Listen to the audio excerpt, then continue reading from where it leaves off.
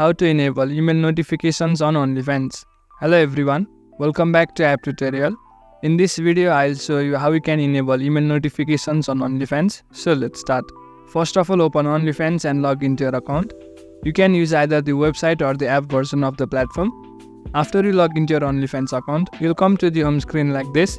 Now, in order to enable email notifications, simply tap on the notification icon that you can see on the bottom. Then after, tap on the gear-like settings icon on the top right.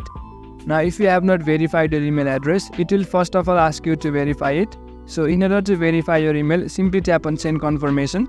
After that, you have to check your email and then verify it. You'll get a verification link in your email like this. So simply tap on the link that you can see on the screen. After you verify your email address, you'll come to the home screen once again. Then after, tap on the bell icon on the bottom once again. After that, tap on the settings icon once again. Now you will find a screen like this. In order to enable email notifications, you can simply tap on the email notifications option that you can see on the screen. After that, make sure the slider is enabled. Furthermore, you can also change and alter various other settings such as post summary. You can change how often you want the post summary on your email address. You can set it to every hour or 3 hours or any other time interval that you want.